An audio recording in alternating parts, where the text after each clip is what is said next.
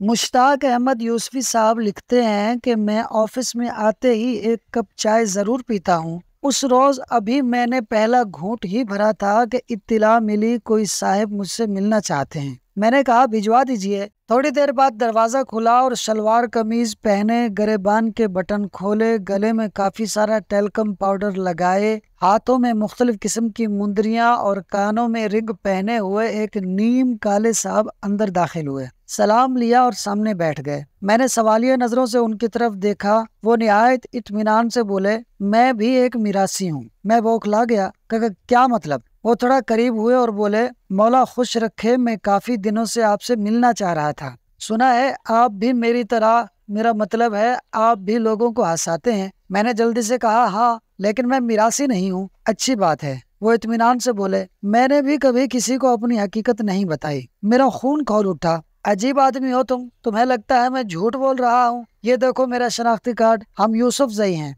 वो कार्ड देखते ही चहका। मौला खुश रखे, वही बात निकली ना। मेरा दिल चाहा कि उछल कर इसकी गर्दन दबोच लूं, लेकिन कमबख्त का डील डोल अच्छा था, इसलिए मैंने खुद को काबू में रखा और आने का मकसद पूछा। उसने मोहतात नजरों से इधर उधर देखा, फिर टेबल पर आगे को झुककर बोला, मुझे नौकरी चाहिए। मैं पहले चौंका, फिर गुस्से से भड़क उठा। ये कोई कमर्शियल थिएटर का दफ्तर नहीं है। तुमने कैसे सोच लिया कि यहाँ मिरासी भर्ती किए जाते हैं? वो कुछ देर मुझे घूरता रहा, फिर अपनी मुंदरी घुमाते हुए बोला, यहाँ ना सही किसी दूसरे दफ्तर में ही काम दिलवा दें। मैं कोई सख्त जवाब देने ही वाला था कि अचानक मेरे जहन में एक अछूता ख्याल आया और मैं मुस्कुरा उठा। ऑफिस बॉय से उसके लिए भी चाय लाने के लिए कहा और खुद उठकर उसके साथ वाली कुर्सी पर आकर बैठ गया। उसकी आंखों में उलझन सी उतर आई। मैंने उसके कंधे पर हाथ रखा और कहा, सुनो, तुम्हें बहुत अच्छी नौकरी मिल सकती है अगर तुम मुझे हंसा के दिखा दो। वो हौनकों की तरह मेरा मुंह देखने लगा। मैंने उसकी हालत का मजा उठाते हुए उसे जोर से हिलाया। हेलो,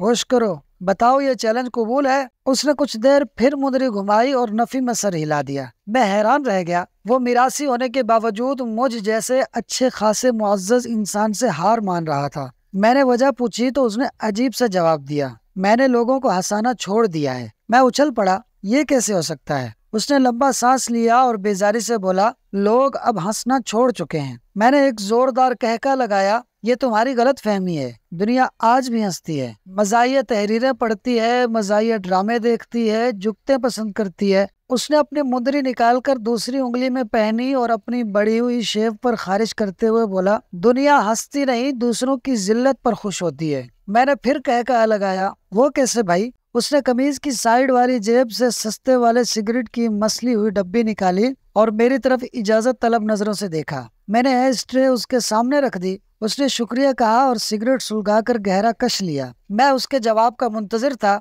थोड़ी देर खामोशी रही, फिर उसकी आवाज आई, आपका मुंह फलस्तीन के लोमड़ जैसा है। मुझे गोया एक करंट सा लगा और मैं कुर्सी से फिसल गया। मेरी रग रग में तूफान भर गया। वो मेरे दफ्तर में बैठकर मुझे ही लोमड़ कह रहा था। बात तो सच थी, मगर बात थी रुसवाई की। मेरा चेहरा सुर्ख हो गया। इससे पहले कि मैं उस पर चाय का गरम गरम कप उंडेल देता, वो जल्दी से बोला, आपका एक जिगरी दोस्त शहजाद है ना? मैं पूरी कुव्वत से चिल्लाया, हाँ है। फिर वो फौरन बोला, उसकी शक्ल बैंकॉक के जमादार जैसी है। मैंने बौखलाकर उसका ये जुमला सुना, कुछ देर गौर किया और फिर बेख्तियार मेरी हंसी छूट गई। मैं हंस हंस कर लोटपोट हो गया। 3-4 मिनट तक ऑफिस में मेरे कहके गूंजते रहे। बड़ी मुश्किल से मैंने खुद पर काबू पाया और दांत निकालते हुए कहा, शर्म करो, वो मेरा दोस्त है। मेरी बात सुनते ही मिरासी ने पूरी संजीदगी से कहा, ऐसी हंसी आपको अपने ऊपर लगने वाले जुगत पर क्यों नहीं आई? मैं एकदम चौंक उठा। सारी बात मेरी समझ में आ गई थी। वाकई दोस्तों, ये सच है कि हम दूसरों का मजाक उड़ाकर खुश होते हैं और अपनी बारी पर आग बगोला हो जाते हैं। अल्लाह पाक हमें दूसरों की इज्जत उछालने से महफूज फरमाए, आमीन। दोस्तों, वीडियो अच्छी लगी हो तो फास्ट सुनो यूट्यूब चैनल को सब्सक्राइब कर लें।